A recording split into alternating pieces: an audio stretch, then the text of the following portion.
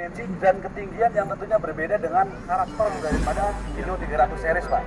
Kalau kita lihat, ya, semua areanya sudah kami berikan tanda, tinggal nanti disesuaikan kembali dengan para driver-driver saat melakukan praktek. Ada yang ternyata area titik putusnya sangat lebar dari standar yang biasa pada umumnya orang rasakan. Contohnya Bapak dengan karakter, mohon maaf, tinggi badan semampai ya, semeter tidak sampai, ini bisa jadi lebar ataupun area titik buta pada bagian depannya semakin lebar, Pak. Kemudian ditambah lagi sudah semampai, duduknya makin ke belakang, Pak. Wah, mobilnya seperti ini, ya. Akhirnya apa? Menambah juga area titik buta blind spot di bagian depan, kanan dan kiri yang semakin lebar. Kemudian area titik buta di bagian depan juga berpengaruh ataupun dipengaruhi oleh pilar dari karoseri dan bentuk daripada kendaraan. Contoh kalau di bus, masing-masing karoseri baik dari A ataupun B ya memiliki desain dan pola pilar yang berbeda-beda. Ada yang sudah lebar dan sebagainya. Ini juga mempengaruhi. Contohnya di sini, ini garis ini menunjukkan bahwasanya ketika ada objek yang ada di sebelah kanan, ini bisa jadi tidak terlihat oleh pengemudi dikarenakan terhalang oleh pilar. Nah, semua pengemudi harus memiliki teknik ya. Selain teknik harus betul-betul aware, peduli bahwa area titik buta ada yang tidak bisa dihilangkan, namun ada yang bisa diminimalisir. Contoh yang bisa dihilangkan adalah area titik buta pada bagian kanan ya, dengan menoleh ya, mendongak maju ke depan kita bisa meminimalisir area titik buta.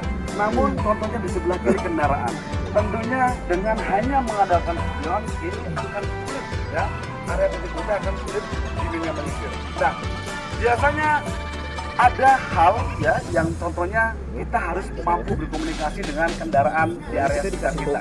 Ya, membunyikan klakson adalah salah satu bentuk komunikasi ketika kita berkomunikasi dengan pengendara lain ketika di jalan. Baik, Bapak-bapak dan Ibu-ibu, ini sedikit penjelasan dari secara detail biasa kita sosialisasikan kepada para pengemudi. Namun ini hanya pemahaman sedikit saja. Kita akan bergeser kembali ke oh boleh, Bapak-bapak ada yang mau nyoba naik ke atas? Boleh. Silakan. Nanti kita akan coba tanyakan. Bapak boleh naik? Boleh Pak, daripada panas di luar ya Pak ya? Oh iya. Rupanya sudah kepanasan lebar dari standar orang pada umumnya. Ya. Kemudian contoh Bapak, ketika saya berjuang di sini Pak, kelihatan tidak Pak? Tidak kelihatan. Ya. Oleh karenanya ketika kendaraan akan bergerak, wajib hukumnya untuk membunyikan klakson 1 kali untuk menghidupkan mesin. Maju 2 kali supaya orang minimal diajak berkomunikasi bahwa saya tahu kendaraan akan bergerak Mas. Kemudian izin Bapak, dari posisi Bapak duduk, ini kelihatan enggak? Ya, kon yang depan tidak terlihat karena terhalang oleh pilar. Kalau di sini bisa terlihat, ya. Kemudian kalau saya bergeser Pak, mohon izin saya bergeser ke arah kiri, ya. Bapak dari spion ataupun dari objek manapun Bapak cari saya kelihatan. Nah, kalau di sini Bapak cari dengan cara apapun kelihatan nggak saya Pak? Kalau di sini Pak kelihatan nggak Pak? Kalau di sini kelihatan nggak Pak? Enggak. Dengan cara apapun nggak akan terlihat karena ini memang area titik yang tidak bisa diminimalisir walaupun ada penggunaan kaca seperti itu.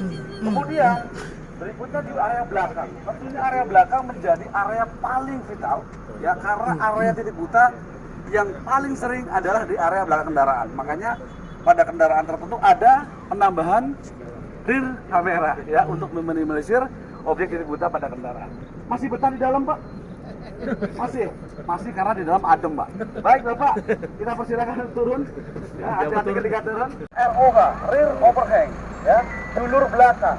Kemudian ada wheelbase, ada juga FOH, ya, dulur depan daripada kendaraan. Karena dengan mengetahui dimensi dan panjang dari kendaraan, tentunya akan mempermudah ya pantul tetap mempermudah saat manuver. Nah, contoh saja Pak, sekarang ini banyak pengemudi yang masih hanya menggunakan feeling Pak, ya.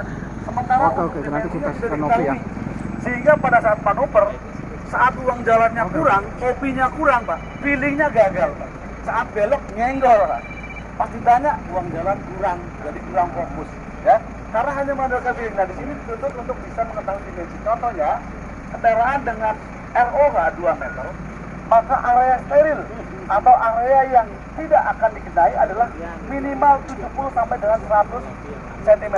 Sehingga saat berbelok, kendaraan tidak akan mengenai objek yang berada di kanan. Contoh Pak Yudi berdiri di sana, ya, kendaraan akan dibelokkan dengan turning trajectory ataupun radius putar yang maksimum.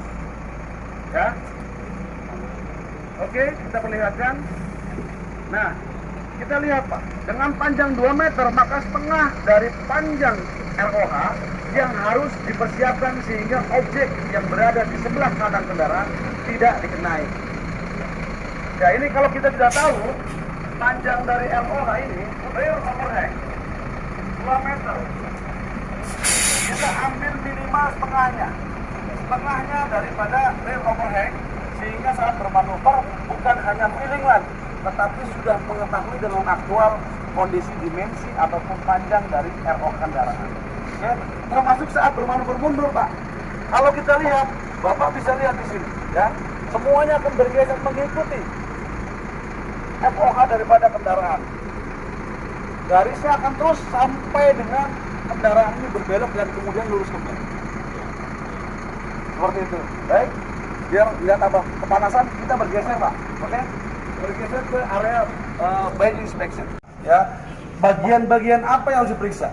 Bagian-bagian mana yang krusial dan harus setiap hari diperiksa?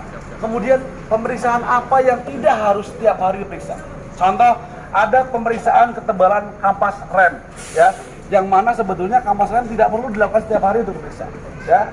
Dengan trik yang kita sampaikan kepada para pengemudi, pengemudi hafal dan tahu ternyata ngecek kampas rem itu tidak perlu tiap hari, ya, bisa dilakukan 1 minggu sekali, karena ada triknya sendiri Bu, ya, dan hanya diketahui oleh para pengemudi. Kalau Bapak pengemudi, saya kasih tahu Pak. Kemudian pada kendaraan juga ada yang namanya bagian-bagian yang menggunakan fungsi angin, ya.